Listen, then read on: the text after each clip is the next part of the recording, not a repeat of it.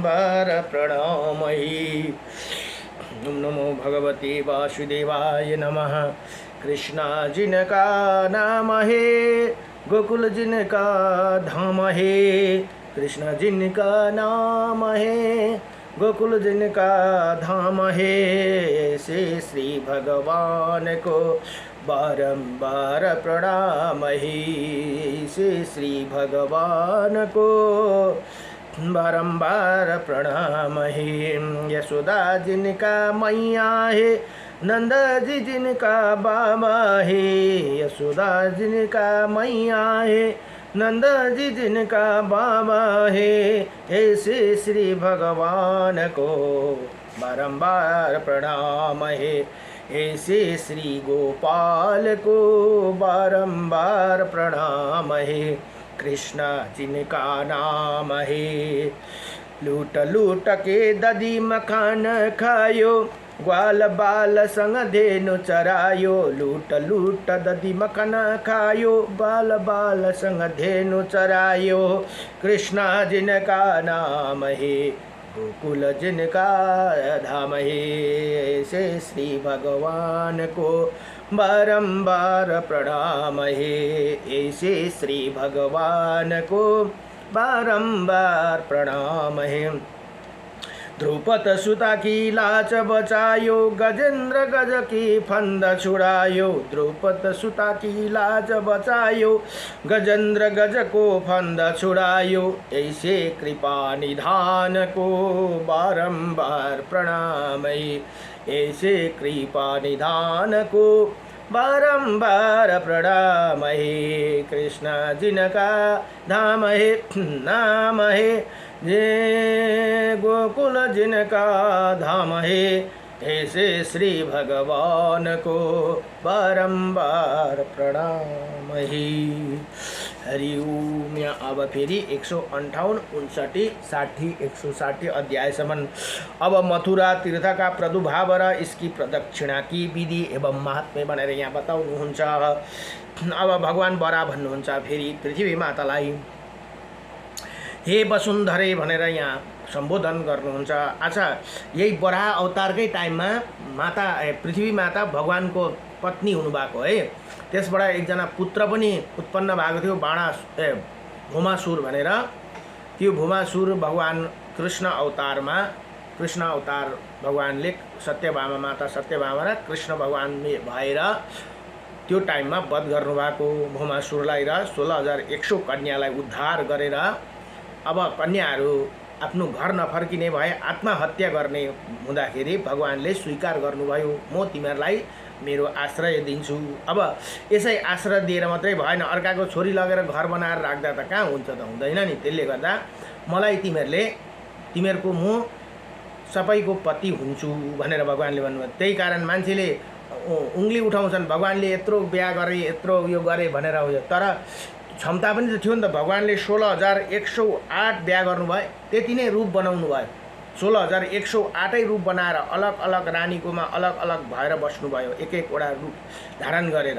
त्यसरी नै हामीले पनि गर्नु सक्छौँ भने मात्रै अर्कालाई उङ्ली उठाउनुपर्छ। तपाईँले देखाउनुहोस् त, दुईवटा बुढी ल्याएर दुईवटा अलग अलग भएर तपाईँहरूले देखाउनु सक्नुभयो भने मात्रै हामीले देखाउन सक्छौँ, त्यसरी सकिँदैन। त्यसले गर्दाखेरि भगवानलाई उङ्ली पनि उठाउनु हुन्न। यति बिहा किन गरे, उति बिहा किन गरे भनेर भन्नुहुन्न। उनकोमा जसकोमा क्षमता छ उनले गर्छन्, छैनन् भने अर्कालाई उङ्ली उठाउनु हुँदैन भन्ने बताउँछन् शास्त्रमा।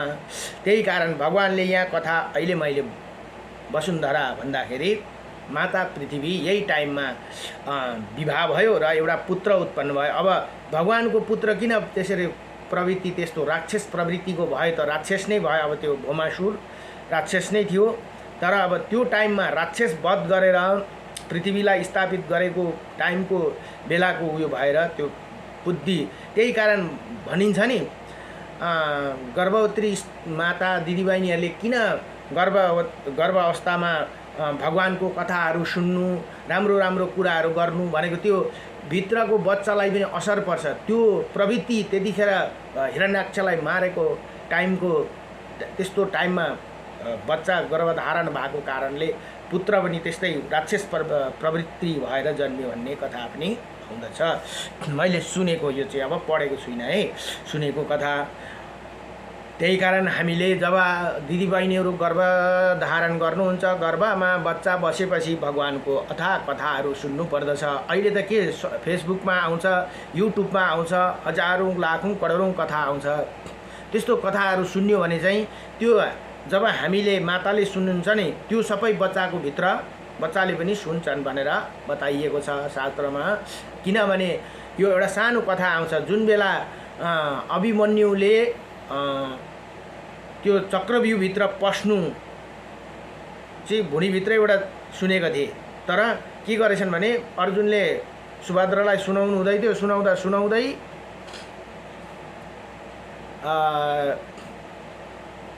निदाउनु भएछ।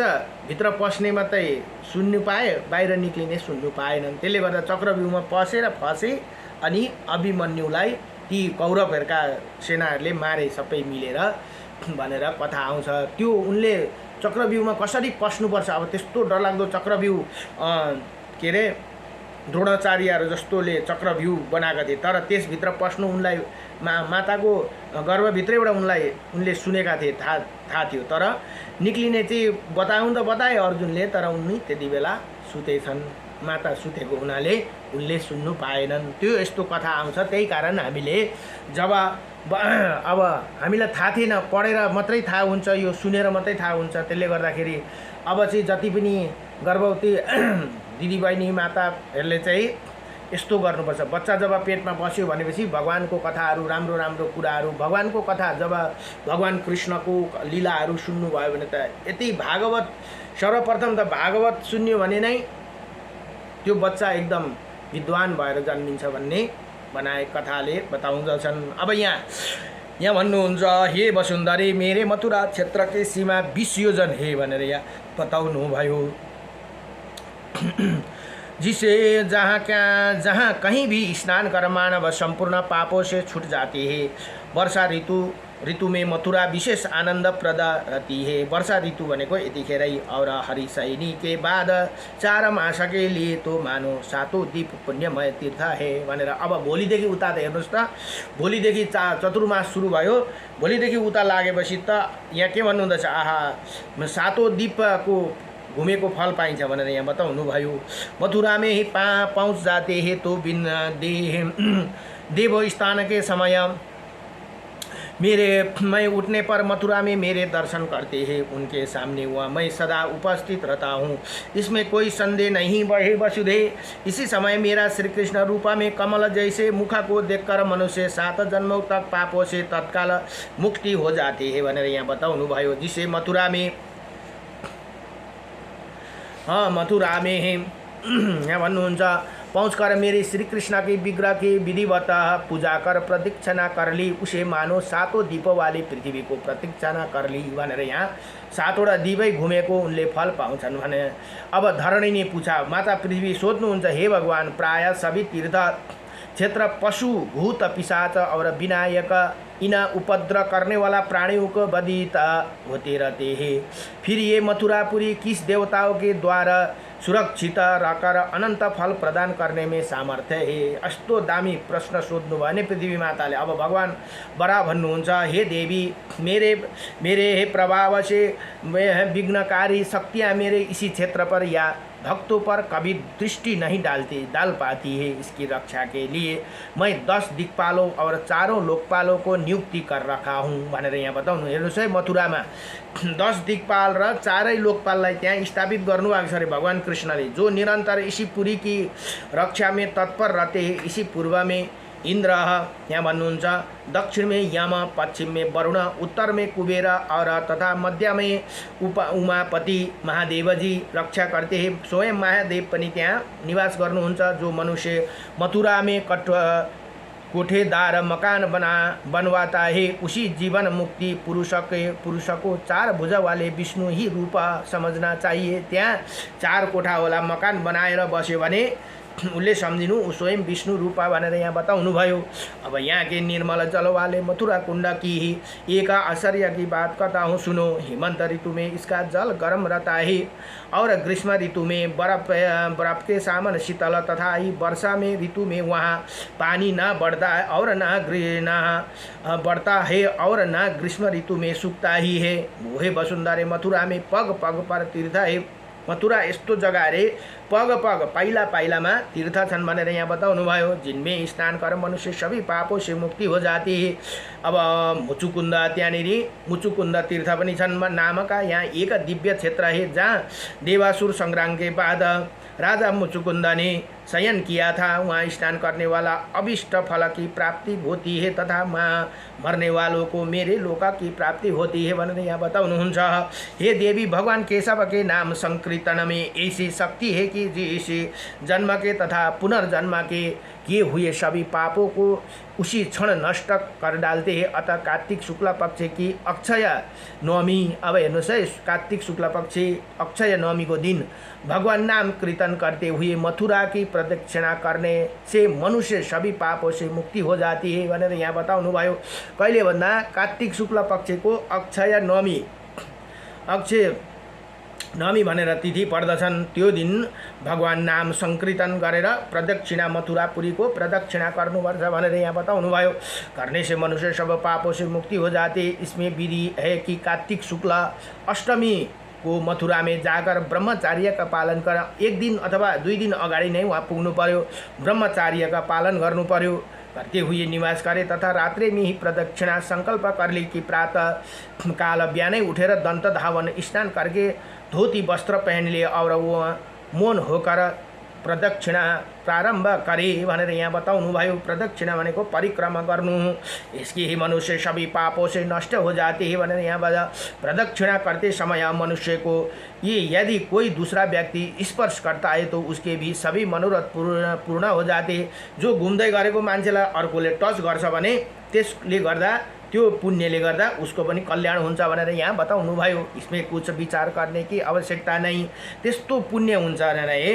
प्रदक्षिणा करने पर जो पुण्य मिलता है वही पुण्य मथुरा में जाकर स्वयं प्रकट होने वाले भगवान श्री हरि के दर्शन सुलभ हो जाते हैं भनेर यहाँ बताउनु भयो। अब भूमि की परिक्रमा भनेको पृथ्वी परिक्रमा गणना भी योजन के प्रमाणों की गई है। पृथ्वी में स्थिति 60,000 करोड़ों और 700 करोड़ तीर्थ है। देवताओं और आकाश में स्थित तारागण की संख्या भी इतने ही है भनेर यहाँ बताउनु भयो। ये गणना विश्व के आयु रूप में वायु, ब्रह्मा, लोमस, नारद, ध्रुव, जाम्बवान, बलि और हनुमान के ही इन्हीं लोक में लोगों ने वन, पर्वत, समुद्र सहित इसी भूमि का बराही रेखा से अनेक बार परिक्रमाएँ की थी भनेर यहाँ बताउनु भयो। यतिले चाहिँ सबै पृथ्वी परिक्रमा गरेका थिए रे, यति अघि जो बताए जति। हे सुग्रीव, पाँचों पांडव और मार्कंडी प्रभूति कुछ युग सिद्धि लोगों ने पृथ्वी को भीतर भ्रमण कर भी तीर्थों की गणना की थी, पर अन्य जो थोड़े ओज बल अथवा बुद्धि वाले मन से भी इन सबको परे भ्रमण में असमर्थ है।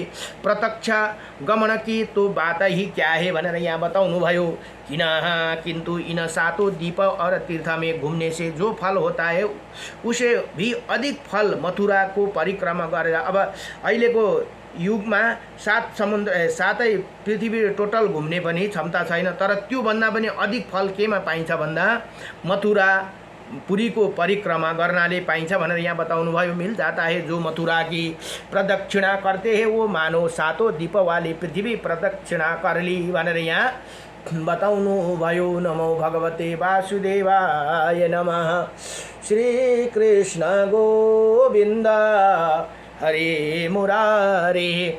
अब सभी मथुरा सभी मनोरथ को चाहने वाला मनुष्य सब प्रकार के प्रयत्न कर मथुरा जाकर इसकी विधि पूर्वक प्रदक्षिणा करनी चाहिए। एक बार सप्तऋषियों के पूछने पर ब्रह्मा जी ने कहा था, समस्त वेदों का अध्ययन सभी तीर्थों में स्नान, अनेकों प्रकार का दान और यज्ञादि एवं कुआं, तालाब, धर्मशाला बनाने से जो पुण्य होता है वो उनका जो फल मिलता है उसे 100 गुना अधिक फल मथुरा की परिक्रमा से प्राप्त होती है भनेर यहाँ बताउनुभयो।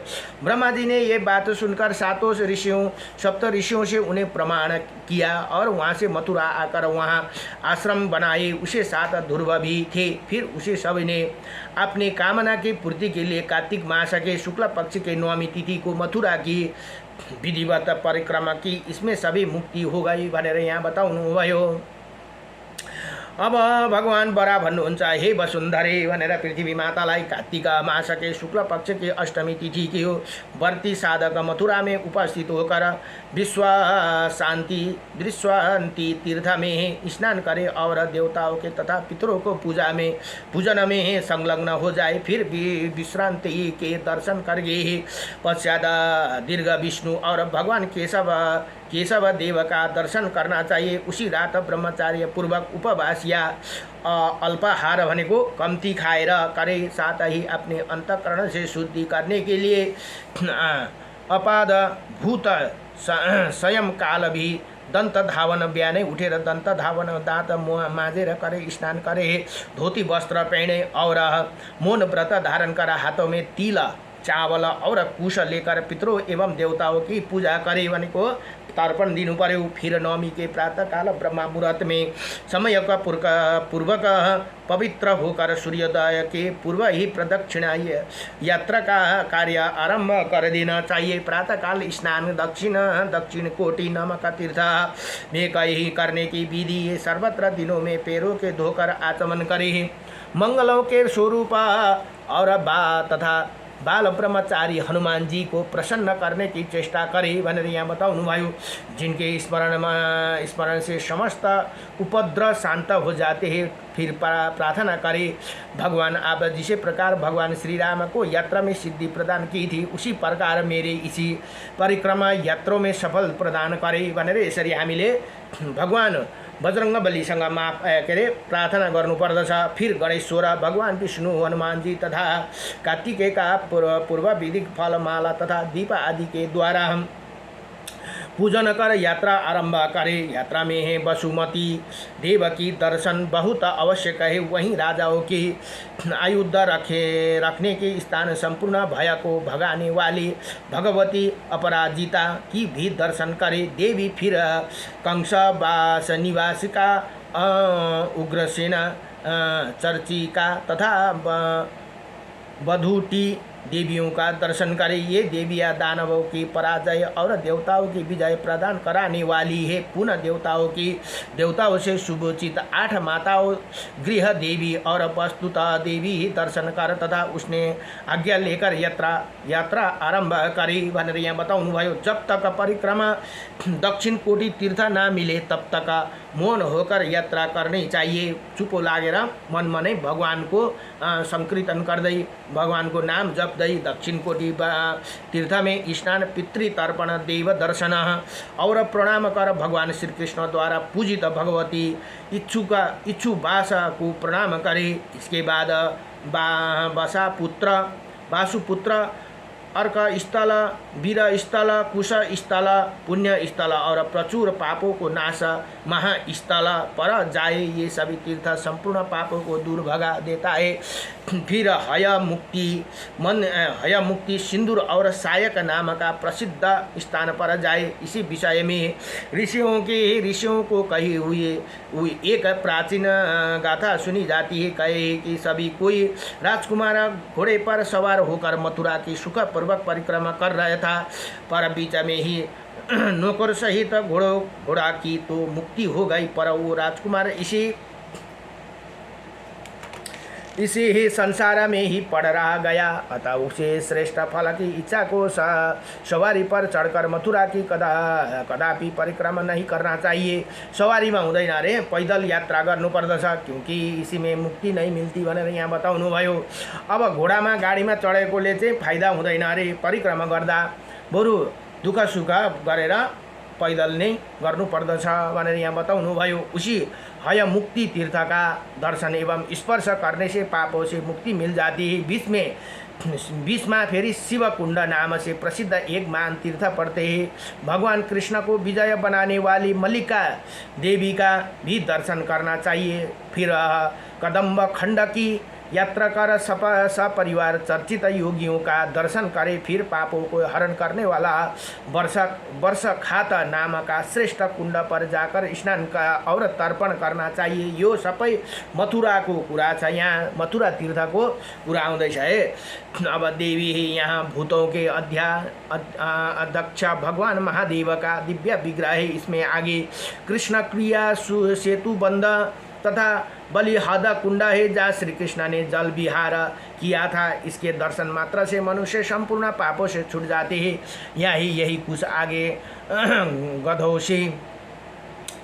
गंधों से सुवासित रहने वाला स्तंभोच्चा नाम का एक शिखर है, जिसे भगवान श्री कृष्ण ने सजाया और पूजित किया था। इसी से वो यत्न के साथ प्रदक्षिणा तथा पूजा करनी चाहिए। इसमें प्राणी सभी पापों से मुक्ति होकर विष्णु लोक में जाते ही। इसके पश्चात नारायण स्थान तीर्थ पर जाकर फिर कुब्जका तथा वाम स्थान पर जाए। यहीं भी विद्येश्वरी देवी का भी स्थान है, जो श्री कृष्ण की रक्षा करने के लिए यह सदा तत्पर रहती है। भनेर यहाँ बताउनु, कंस को मारने की अभिलाषी रखने वाला श्री कृष्ण बलभद्र और गोपियों ने देवी के संकेत से यहाँ मंत्रणा की थी। तब से यह सिद्धिदा भोगदा और सिद्धेश्वरी की भी कहा जाते हैं, और कुछ व्यक्ति इन्हें संकेतेश्वरी ही भी कहा जाते हैं। इनका दर्शन करने से अवश्य सिद्धि प्राप्त होते हैं।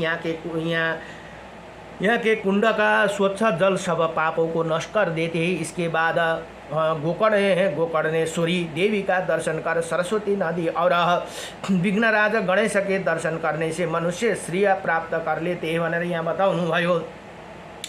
फिर प्रचुर पुण्य वाला गार्ग्य तीर्थ का भद्रेश्वरी तीर्थ तथा सोमेश्वर तीर्थ जाना चाहिए। सोमेश्वर तीर्थ में स्नान करके भगवान सोमेश्वर का दर्शन, घंटा भरण का गरुड़ केश धरालोपन का वैकुंठ खड्ग बेल का मंदाकिनी संयमन असी कुंडा गोपतीर्थ मुक्ति केसर बिलक्ष गरुड़ और महापातक नाशन तीर्थ में जाना चाहिए। तत्पश्चात भगवान शिव ने यह प्रार्थना करी कि हे देव से आप मुक्ति देने वाला प्रधान देवता है।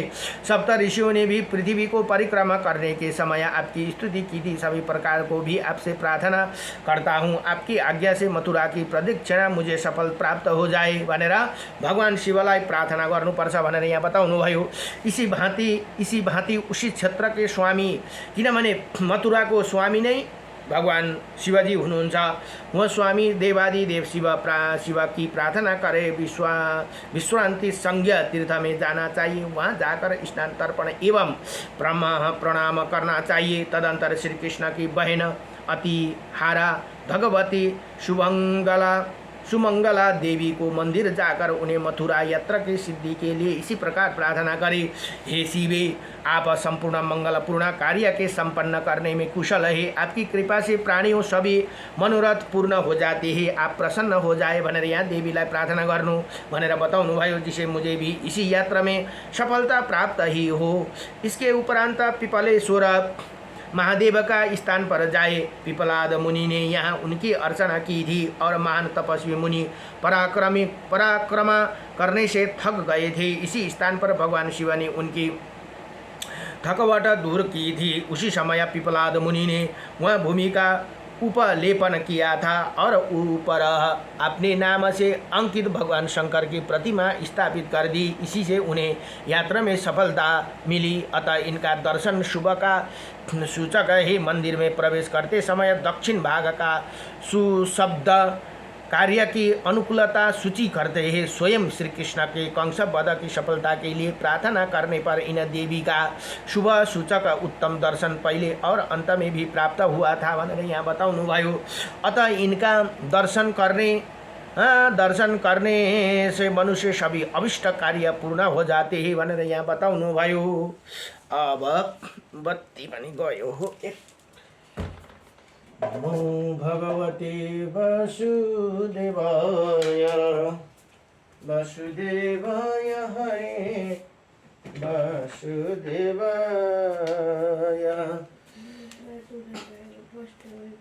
हरि ओम। नमो भगवते वासुदेवाय। यहाँ भन्नुहुन्छ श्रीकृष्ण कहाँ पुगेको थियो प्रचुर पुण्य वाले खण्ड वाले मन्दाकिनी भयो संलग्न तदंतर श्रीकृष्ण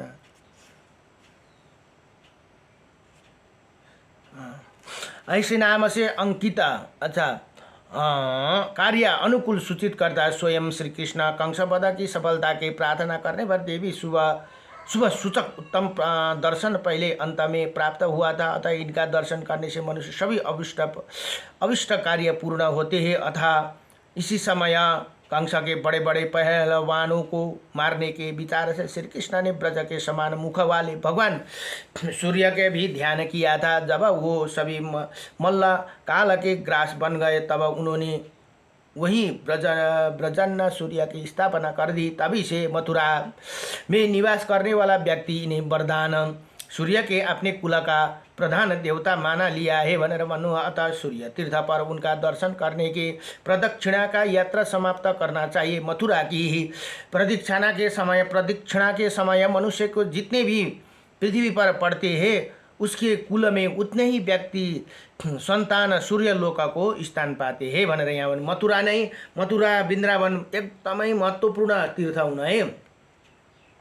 मथुरा की परिक्रमा पूर्ण करने के आने वाला मनुष्य जो कोई भी देख लेता है तो वो भी पापों से छुट जाते। हेर्नुस् त मथुरा परिक्रमा गरेर यदि आउँछ, त्यही कारण तीर्थबाट आउने मान्छेलाई घरमा बोलाउनु भनिन्छ नि।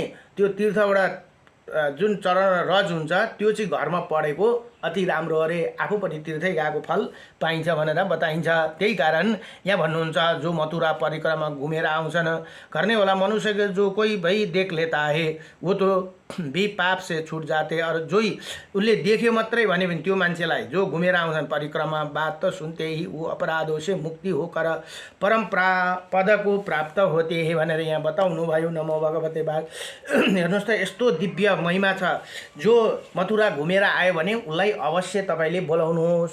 कसरी थाहा पाउनुहुन्छ नि, मथुरा वृन्दावन घुमेर आएको छन् भने उसलाई घरमा बोलाएर अवश्य सेवा सत्कार गर्नुहोस् है। किनभने यहाँ बतायो बडा पुराणले जो मान्छेले देख्यो भने मात्रै भन्ने छ। अब किन देख्नु मात्रै, घरमै बोलाएर सत्कार गराउनुहोस् न। एक दिन यसो प्रसाद पनि ल्याउनु भन्नुहोस्। चिनाजानाको जाने छन् भने प्रसादहरू लिएर आउनुहोस् है हजुर भनेर यसो अलिअलि मन्दिरमा चढाउने भेटी पनि पठाइदिनुहोस्। त्यो तपाईँ पुगेकै फल पाइन्छ भनेर बताउनु भयो। नमो भगवते वासुदेवाय नमः भनेर आज यतिमै श्री बराह पुराणको 158, 59 र 160 अध्याय सम्पूर्ण भयो। नमो भगवते वासुदेवाय। हरे परमात्मने नमः। प्रणतक्लेशनाशाय गोविन्दाय नमो नमः। सच्चिदानन्दरूपाय विश्वोत्पत्ति हेतवे सर्वत्रपत्राय विनाशाय श्रीकृष्णाय वयं नमः। अब भोलिको प्रसङ्गमा देववन और चक्र तीर्थका प्रभाव भनेर यो तीर्थकै बडो महात्म्य छ है। भोलि कपिल बराहका महात्म्य पनि बडो दिव्यसँगले भोलि एकादशी पनि हो। सबैले सुनिराख्नुहोस् भोलि। अच्छा एउटा जसले एकादशी वर्षैभरि लिनु सक्दैन नि उसले के लिनु पर्ने भने त यो भोलिको र कात्तिकको ठुली एकादशी र अस्ति गए निर्जला, यदि 3टा एकादशी नै लिन्छ भने पनि उसले वर्षैभरि एकादशी लिएको फल पाइन्छ। सके वर्षैभरि 12 महिना लिनु, नसके भने अरे निष्ठा गरेर यो 3टा लियो भने वर्षैभरि 12 वटा गरेको 12 रे 24 वटा गरेको फल पाइन्छ। अधिक मासमा 26 वटा हुन्छ, 2टा एक्स्ट्रा पर्छ त्यतिखेर। त्यसले गर्दाखेरि जो आसक्ति छन् दबाईहरू धेरै खानुपर्छ म त सक्दिनँ महिनै पछि गर्नु भन्नुहुन्छ भने अस्ति निर्जला गयो, निर्जला लिनुहोस्। निर्जला भनेको चाहिँ कमसेकम 12 घण्टा तपाईँले पानी नपिउनुहोस्। बिहान 6 बजीदेखि सङ्कल्प गर्नु भने बेलुका 6 बजीसम्म चाहिँ नपिउनुहोस्। त्यो पानी पनि नपी दिनभरि बस्नुभयो भने तपाईँको व्रत सफल हुन्छ।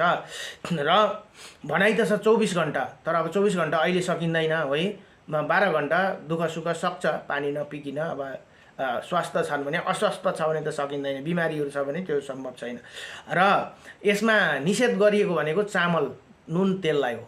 यति चाहिँ तपाईँको निषेध छ। बाँकी चिज फलफुल खान पाइन्छ मजाले नै। मजाले भनेर डकार आइन्जेल खानु हुँदैन फेरि।